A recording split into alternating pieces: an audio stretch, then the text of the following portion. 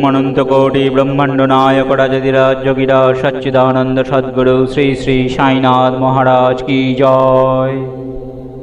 आज আমরা পাঠ করব শ্রী সাই সচ্চরিত থেকে অধ্যায় 35।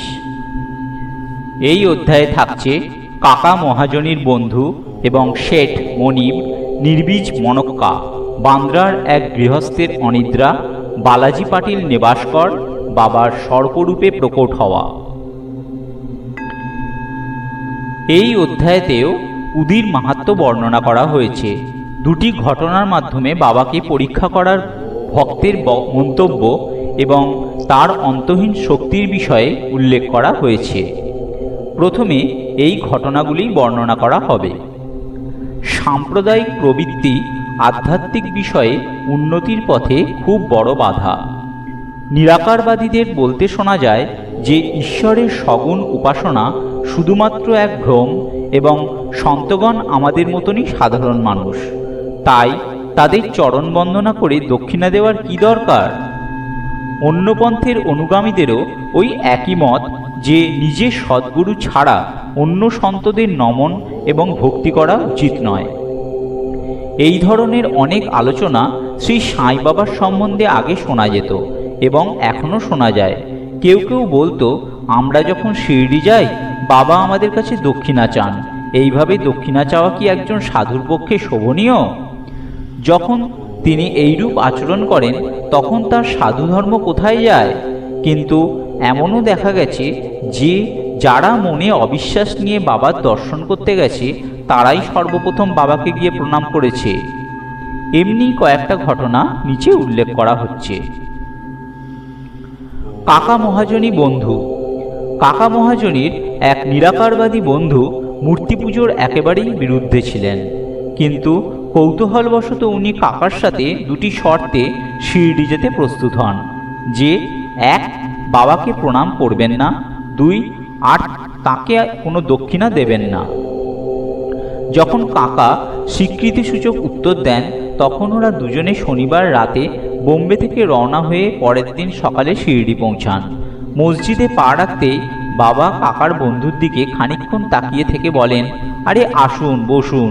বাবার শটটি ছিল অবিকল বন্ধুটির স্বর্গীয় পিতার। তখন ওর নিজের স্বর্গীয় পিতার কথা মনে পড়ে এবং উনি আনন্দে বিভোর হয়ে ওঠেন। কি মুগ্ধকারিণী ছিল সেই স্বর! তৎক্ষণাৎ নিজের শর্তের কথা ভুলে বাবার পদতলে মাথাটি রাখেন। বাবা দুবার কাকার কাছে দক্ষিণা চান, বন্ধুটির কাছে নয়। উনি আশ্চর্য হয়ে কাকাকে ফিসফিস করে বলেন, ভাই দেখো, বাবা তোমার কাছে দুবার দক্ষিণা চাইলেন, কিন্তু আমিও তো তোমার সঙ্গেই আছি, তবে তিনি আমায় এইরূপ উপেক্ষা কেন করছেন? কাকা উত্তর দেন, ভালো হয় যদি তুমি নিজেই বাবাকে জিজ্ঞাসা করো। বাবা জিজ্ঞাসা করেন, কি কানাঘুষো চলছে? তখন বন্ধুটি বলেন, আমিও কি আপনাকে দক্ষিণা দিতে পারি? বাবা বললেন, তোমার অনিচ্ছা দেখে আমি তোমার কাছে দক্ষিণা চাইনি, কিন্তু তোমার যদি ইচ্ছা থাকে তাহলে তুমি দক্ষিণা দিতে পারো। তখন বন্ধুটি বাবাকে 17 টাকা দেন, ঠিক যতটা কাকা দিয়েছিলেন। তখন বাবা ওদের উপদেশ দিয়ে বলেন, আমাদের মধ্যে যে তেলীয় তেল ও জল কখনো মেশে না দেওয়াল ভেদ বুদ্ধি আছে সেটা নষ্ট করে দাও, যাতে আমরা পরস্পরকে দেখে নিজেদের মিলনের পথ সুগম করতে পারি। বাবা ওদের ফেরার অনুমতি দিয়ে বলেন, তোমাদের যাত্রা সফল হবে। যদিও আকাশে মেঘ করেছিল তবুও ওরা নিরাপদে বোম্বে পৌঁছে যান। বাড়ি ফিরে বন্ধুটি দরজা জানলা খুলতেই দুটো মৃত চামচিকে দেখতে পান। তৃতীয়টি ওর সামনে দিয়ে উড়ে যায়। তখন ওর এই ভেবে খুব অনুতাপ হয়, যদি তিনি জানলা খুলে যেতেন তাহলে ওই জীবগুলির প্রাণে বেঁচে যেত। কিন্তু পরক্ষণেই ওর মনে হয় যে এসব ওদের ভাগ্যানুসারেই ঘটেছে এবং বাবা তৃতীয়টির প্রাণ রক্ষা করার জন্যই তাদের তাড়াতাড়ি বাড়ি ফেরত পাঠিয়ে দেন। কাকা মহাজনীর মনিব। বোম্বেতে ঠক্কর ধর্মসী জ্যাঠাভাই সলিসিটার নামক এক ফার্ম ছিল। কাকা এই ব্যবসা প্রতিষ্ঠানের ব্যবস্থাপক ছিলেন। কাকা ও তার মনিবের পরস্পর সম্বন্ধ খুব ভালো ছিল। শ্রীমান ঠক্কর জানতেন যে কাকা প্রায় শিরডি যান এবং সেখানে কিছুদিন থেকে বাবার অনুমতি হলেই ফেরেন। কৌতূহলবশত বাবাকে পরীক্ষা করার বিচার নিয়ে উনিও দোল উৎসবের উপলক্ষে কাকার সাথে শিরডি যাবেন স্থির করেন। যেহেতু কাকার শিরডি থেকে ফেরার দিন অনিশ্চিত থাকত, তাই সাথে আর এক বন্ধুকে নিয়ে তিনজনে রওনা হন। পথে কাকা বাবাকে অর্পণ করার জন্য 200 মণক্কা নেন। ঠিক সময়ে শিরডি পৌঁছে ওরা বাবার দর্শন করার জন্য মসজিদে যান। বালা সাহেব তরখড়ও সেই সময় মসজিদেই ছিলেন। শ্রী ঠক্কর ওকে আগমনের কারণ জিজ্ঞাসা করাতে বালা সাহেব উত্তর দেন, আমি দর্শন করতে এসেছি, আমার কোনো চমৎকার দেখার প্রয়োজন বা ইচ্ছা নেই। এখানে তো ভক্তদের মনের ইচ্ছা পূরণ হয়। কাকা বাবাকে প্রণাম করে মণক্কা অর্পণ করেন। তখন বাবা সেগুলি বিতরণ করার আদেশ দেন। শ্রীমান ঠক্করও কয়েকটি মণক্কা পান। একে তো ওর মণক্কা ভালো লাগতো না, উপরন্তু এইরূপ অস্বচ্ছভাবে খেতে ডাক্তার মানা করেছিল, তাই উনি কিছু স্থির করে উঠতে পারেন না এবং ইচ্ছে না থাকা সত্ত্বেও সেগুলি গ্রহণ করতে হয়। ভদ্রতা রক্ষার্থে মুখেও পুড়ে নেন। এবার বিচিগুলো কি করা যায় সেটা একটা সমস্যা হয়ে দাঁড়ায়। মসজিদের মেঝেতে ফেলে দেওয়া যায় না, তাই তিনি বিচিগুলো ইচ্ছার বিরুদ্ধে নিজের পকেটে পুড়ে নেন। উনি ভাবেন, বাবার ন্যায় সন্তর কাছে এই কথা কি করে গোপনীয় থাকতে পারে যে আমার মণক্কা ভালো লাগে না? তাহলে কি উনি আমার এই বিষয়ে বাধ্য করতে পারেন? এই চিন্তা মনের মধ্যে আসতে বাবা ওকে আরও কয়েকটা মণক্কা দেন, কিন্তু উনি সেগুলি না খেয়ে হাতে ধরে বসে থাকেন। তখন বাবা ওকে সেগুলি খেয়ে ফেলতে বলেন। উনি সে আজ্ঞা পালন করেন এবং চিবিয়ে দেখেন যে সবগুলি নির্বীজ। চমৎকার দেখার ইচ্ছে নিয়ে এসেছিলেন, তাই চমৎকার দেখতে পান। এও বুঝতে পারেন যে বাবা সমস্ত চিন্তাধারা অবিলম্বেই জেনে ওর ইচ্ছানুসারেই সেগুলি নির্বীজ করে দিলেন। তার কি অদ্ভুত শক্তি! তারপর সন্দেহ দূর করার জন্য উনি তরখটকে, যিনি ওর পাশেই বসেছিলেন এবং কয়েকটা মণক্কা উনিও পেয়েছিলেন, জিজ্ঞাসা করেন, তুমি কি রকমের মণক্কা পেলে? উত্তর পান, ভালো বিচির। শ্রীমান ঠক্কর তখন আরও অবাক হয়ে যান।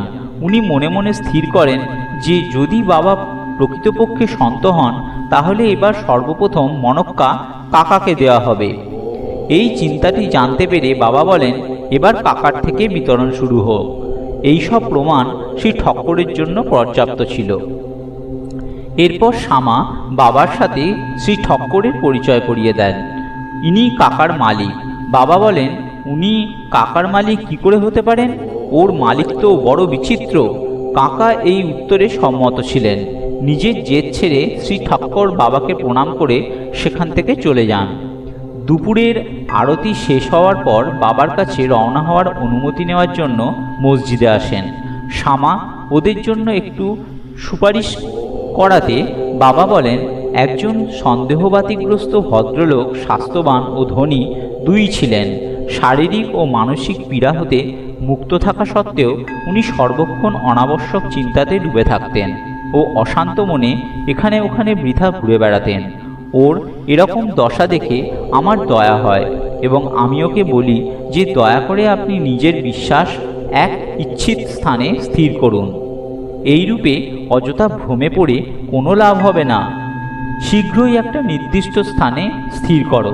এই শব্দগুলি শুনে ঠক্কর তখনই বুঝে যান যে ওটি ওরই কাহিনী। ওর ইচ্ছে ছিল যে কাকাও ওর সঙ্গে বোম্বে ফিরুন। বাবা ওর এইরূপ ইচ্ছে জেনে কাকাকে তার শেঠের সাথে ফিরে যাওয়ার আদেশ দেন। কেউ বিশ্বাসই করতে পারছিল না যে কাকা এত তাড়াতাড়ি শিরডি থেকে ফিরতে পারেন। এইভাবে শ্রী ঠক্কর বাবার অন্তর্যামী হওয়ায় আরেকটা প্রমাণ পান। বাবা কাকার কাছে 15 টাকা দক্ষিণা চেয়ে বলেন, আমি যদি কারো কাছ থেকে 1 টাকাও দক্ষিণা নিই, তাহলে তাকে তার 10 গুণ ফিরিয়ে দিই। আমি কারো কোনো বস্তু বিনামূল্যে নিই না, আর সবার কাছে চাইও না। যার দিকে ফকির ঈশ্বর ইঙ্গিত করেন, শুধু তার কাছেই চাই এবং সে গত জন্মের ঋণী, তারই দক্ষিণা স্বীকার করি। দানি দেয় এবং ভবিষ্যতে সুন্দর ফলের বীজ রোপণ করে। ধর্মের পথে প্রতিষ্ঠিত করার জন্যই অর্থের প্রয়োগ করা উচিত। টাকা যদি শুধু ব্যক্তিগত প্রয়োজনে ব্যয় করা হয়, তাহলে সেটা তার অপব্যবহার। যদি তুমি পূর্বজন্মে দান না করে থাকো, তো এই জন্মে কিছু পাওয়ার আশা কী করে করো? তাই যদি পাওয়ার আশা থাকে তো এখন দান করো। দক্ষিণা দিলে বৈরাগ্য বুদ্ধি বাড়ে এবং বৈরাগ্য প্রাপ্তি দ্বারা ভক্তি ও জ্ঞান বাড়ে। একটা দাও 10 গুণ পাবে। এই কথা শুনে শ্রী ঠক্করও নিজের সংকল্প দক্ষিণা না দেওয়ার ভুলে বাবাকে 15 টাকা অর্পণ করেন। উনি ভাবেন, শিরডি এসে আমার ভালোই হয়েছে, সব সন্দেহ দূর হলো, অনেক রকম শিক্ষা পেলাম। এই সব বিষয়ে বাবার কৌশল অদ্বিতীয় ছিল। যদিও তিনি সব কিছু করতেন, তবুও সব কিছু থেকে অলিপ্ত থাকতেন। যে প্রণাম করত এবং যে করত না, দুজনেই ছিল তার কাছে সমান। তিনি কখনো কাউকে অশ্রদ্ধা করেননি। ভক্তরা তার পুজো করলে তিনি তাতে বিশেষ রূপে প্রসন্ন হতেন না। কেউ তাকে উপেক্ষা করলে তাতেও তার কোনো দুঃখ হতো না। তার সুখ দুঃখের কোনো অনুভূতিই ছিল না। অনিদ্রা। বান্দ্রার এক মহাশয় অনেক দিন ধরে ঘুমোতে না পারার জন্য অসুস্থ হয়ে পড়েছিলেন। যেই উনি ঘুমোতে চেষ্টা করতেন, সেই ওর স্বর্গীয় পিতা স্বপ্নে এসে বাজেভাবে গালাগাল করতেন। তাতে ঘুম ভেঙে যেত এবং রাত ভোর অশান্তি অনুভব করতেন। প্রত্যেক রাতেই এই রকম হতো। তাই উনি একবার কর্তব্য বিমূঢ় হয়ে পড়েন। একদিন বাবার এক ভক্তের সাথে পরামর্শ করেন এই ব্যাপারে। সে বলে, আমি তো সর্বপীড়া নিবারণী উদিকেই এর রামবাণ ঔষধ মনে করি। উনি একটা উদির পুড়িয়া দিয়ে বলেন, এটা শোবার আগে কপালে লাগিয়ে নিজের মাথার কাছে রাখো। তারপর থেকে ভদ্রলোক নির্বিঘ্নে গভীর নিদ্রার আনন্দ উপভোগ করতেন। উনি শীঘ্রই শ্রী সাই বাবার ধ্যান করতে শুরু করেন। বাজার থেকে বাবার একটা ছবি এনে নিজের মাথার কাছে রেখে নিত্য পুজো করা শুরু করেন। প্রত্যেক বৃহস্পতিবার মালা ও নৈবেদ্য অর্পণ করতেন। সম্পূর্ণ সুস্থ হয়ে আগেকার সব কষ্ট ভুলে যান। বালাজি পাটিল নেবাসকর। ইনি বাবার একজন বড় ভক্ত ছিলেন ও বাবার নিষ্কাম সেবা করতেন। দিনের বেলা যে রাস্তা দিয়ে বাবা যেতেন, সেই রাস্তাটি সকাল সকাল ঝাড়ু লাগিয়ে ভালোভাবে পরিষ্কার করে রাখতেন। এরপর এই কাজটি বাবার এক পরম ভক্ত রাধাকৃষ্ণ মাই করতেন এবং তারপর আব্দুল।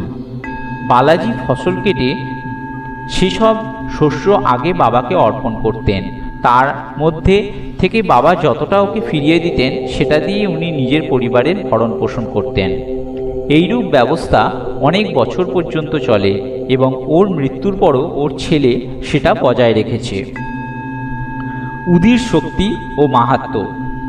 একবার শ্রী বালাজির বার্ষিক শ্রাদ্ধে ব্রাহ্মণ ভোজনের আয়োজন করা হয়েছিল, কিন্তু ভোজনের সময় দেখা গেল 3 গুণ লোক এসেছে।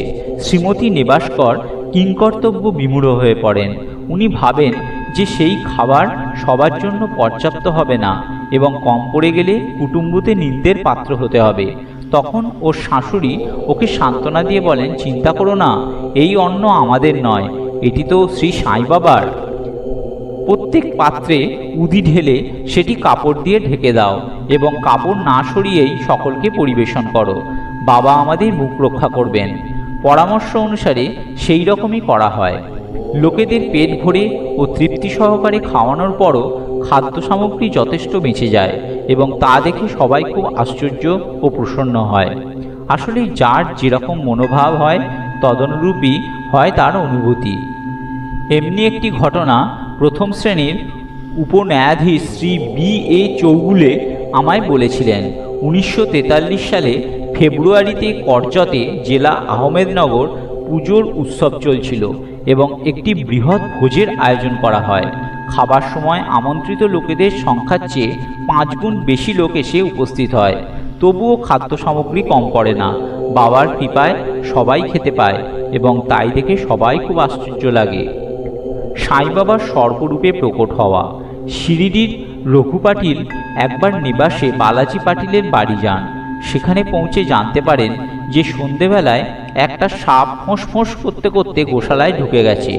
সব পশুগুলি ভয় পেয়ে পালাতে চেষ্টা করছে। বাড়ির লোকেরাও ঘাবড়ে গিয়েছিল। কিন্তু বালাজি মনে করেন যে শ্রী সাই এই রূপে এখানে প্রকট হয়েছেন।